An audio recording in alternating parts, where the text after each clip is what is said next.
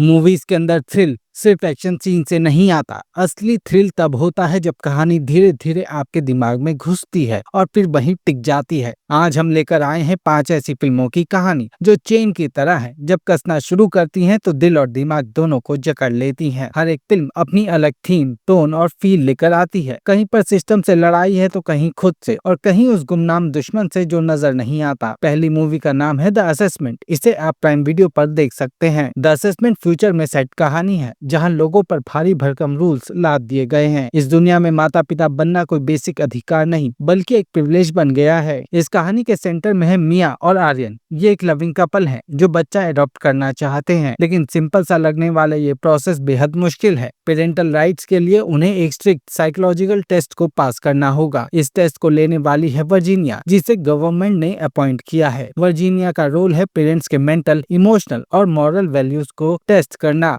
ताकि ये डिसाइड किया जा सके कि क्या ये लोग फ्यूचर जनरेशन को रेस करने के लायक हैं या नहीं। मिया और आर्यन की रिलेशनशिप उतनी भी परफेक्ट नहीं जितनी दिखती है। इस सब के ऊपर वर्जीनिया अचानक से बच्चों की तरफ बिहेव करने लगती है तो गूज़बम्प्स आने लगते हैं। असेसमेंट के दौरान उनकी पर्सनैलिटी, चॉइस और पास्ट को डीप लेवल पर देखा जाता है। वर्जीनिया का कैरेक्टर काफी कोल्ड है। कई मोमेंट पर वो किसी विलन की तरह दिखाई देती है। उसकी प्रेजेंस लगातार अनसेटलिंग है। वो सिर्फ क्वेश्चन नहीं पूछती बल्कि उनके इमोशंस को डाइसेक्ट करती है। फिल्म धीरे धीरे एक इंटेंस साइकोलॉजिकल ड्रामा में बदल जाती है। अगली मूवी का नाम है अनट्रेसेबल। इसे आप प्राइम वीडियो पर देख सकते हैं। अनट्रेसेबल एक ऐसी मूवी है जो डिजिटल दुनिया के डार्क और खतरनाक साइड को एक्सप्लोर करती है। कहानी फोकस करती है जेनिफर पर, जो FBI में साइबर क्राइम डिवीजन में काम करती है। उसका काम होता है ऑनलाइन क्रिमिनल्स को पकड़ना, यानी कि हैकर्स, आइडेंटिटी थीफ और स्कैम करने वाले लोग। लेकिन एक दिन उसके सामने ऐसी वेबसाइट आती है जो जेनिफर के साथ ही पूरे साइबर क्राइम डिवीजन को हिला कर रख देती है। इस वेबसाइट का नाम होता है killwithme.com। इस साइट पर एक आदमी को टॉर्चर करते हुए लाइव दिखाया जाता है। यहाँ सबसे खतरनाक बात यह है कि जितने ज्यादा लोग साइट पर विजिट करते हैं, विक्टिम उतनी जल्दी मरता है। किलर ने टेक्नोलॉजी का ऐसा यूज किया है कि उसकी लोकेशन को ट्रेस करना नामुमकिन हो जाता है। हर बार वो अपने ट्रैक्स को साफ कर देता है। जेनिफर और उसकी टीम बार बार कोशिश करती है, लेकिन वो हमेशा उनसे एक कदम आगे रहता है। किलर अपने विक्टिम्स को केयरफुली चुनता है और उनके डेथ को स्लो और पेनफुल करता है। किलर सिर्फ एक मर्डरर नहीं, वो सोसाइटी को मिरर दिखाता है। किलर का मेन एम ये है कि जितने ज्यादा लोग साइट पर आएंगे, वो उतनी बेरहमी से अपनी टारगेट को मौत देगा। इस केस के बाद जेनिफर इमोशनली इफेक्ट होने लगती है, क्योंकि किलर धीरे धीरे उसकी पर्सनल लाइफ तक पहुंच जाता है। क्लाइमेक्स तक पहुंचते पहुंचते जेनिफर किलर की आइडेंटिटी को पहचान जाती है और एक फाइनल कन्फ्रंटेशन होता है। ये मूवी आपको एंड तक बांधे रखेगी। अगली मूवी का नाम है टू कैच अ किलर। ये एक साइकोलॉजिकल क्राइम मूवी है जिसमें हम मिलते हैं एलनोर से, जो बेल्टीमोर पुलिस डिपार्टमेंट के एक यंग टैलेंटेड ऑफिसर है। कहानी शुरू होती है न्यू ईयर ईव पर, जब एक स्नाइपर 29 लोगों को रैंडमली मार देता है। सिटी फियर और क्योस में डूब जाती है। कोई मोटिव नहीं, कोई क्लू नहीं और किलर का ट्रेस मिलना भी इम्पॉसिबल लगता है। अब इन्वेस्टिगेशन को लीड करता है जेफरी, एक एक्सपीरियंस्ड FBI ऑफिसर जो एलनोर के शार्प इंस्टिंक्ट और अनकन्वेंशनल थिंकिंग को पहचानता है। वो उसे केस में शामिल कर लेता है। दोनों मिलकर किलर की साइकी को समझने की कोशिश करते हैं। एलनोर एक डिस्टर्बिंग पैटर्न को पकड़ती है। हिंट मिलती है कि कत्ल किसी रिवेंज या टेररिज्म के लिए नहीं हुए, बल्कि एक डीपली डिस्टर्ब इंसान के अकेलेपन का नतीजा है। मूवी का क्लाइमेक्स इंटेंस है। एलनोर और किलर का सामना होता है, कई परतों को खोलती है। मूवी देखने लायक है। अगली मूवी का नाम है बोरेगो। ये एक सर्वाइवल मूवी है जिसमें स्टोरी फॉलो करती है एली को, एक यंग बॉटनिस्ट और डेजर्ट टाउन के आसपास रेयर प्लांट्स की स्टडी करने जाती है। एली नेचर के बीच अपने काम में बिजी है, लेकिन एक दिन अचानक से सब कुछ बदल जाता है जब वो एक प्लेन को क्रैश होते हुए देखती है। प्लेन का पायलट है थॉमस, जो जवान है और ड्रग डीलर है, जो मैक्सिको से ड्रग्स स्मगल कर रहा था। क्रैश के बाद कुछ ड्रग्स जल जाते हैं और कुछ गुम हो जाते हैं। इसी हादसे के बाद थॉमस एली को गन पॉइंट पर पकड़ लेता है ताकि एली उसकी मदद कर सके डेजर्ट से बाहर निकलने में और ड्रग्स को तलाशने में। एली ऐसे शख्स के साथ है जो खुद भी डरा हुआ है। इस सब के बीच वो बंजर डेजर्ट में रास्ता भूल जाते हैं। डेजर्ट की गर्मी, पानी की कमी और आइसोलेशन उनके सर्वाइवल को और भी मुश्किल बना देती है। फिल्म यहाँ से स्लो बर्निंग टेंशन और इमोशनल डेप्थ के साथ आगे बढ़ती है। इसी के पैरेलल में एक लोकल शेरिफ और एली की बहन उसे तलाशते हैं। मूवी का क्लाइमेक्स इमोशनल है। एली अपनी स्ट्रेंथ और सर्वाइवल इंस्टिंक्ट से खुद को बचाती है। अगली मूवी का नाम है वर्थ ऑफ मैन। इसमें एक्शन, सस्पेंस और थ्रिल का अच्छा कॉम्बिनेशन है। मूवी में जेसन स्टैथम ने निभाया है एक मिस्टीरियस डेडली कैरेक्टर का रोल। नाम है एच। वो एक cash truck driver security company में रिक्रूट होता है। शुरुआत में एच एक क्वाइट और रिजर्व एम्प्लॉय नजर आता है। वो 40 को सिक्योरिटी में काम करना शुरू कर करता है। वहाँ के ट्रक सिटी के डेंजरस एरिया से कैश ट्रांसपोर्ट करते हैं। एक दिन जब उनके ट्रक पर रॉबर्स अटैक करते हैं,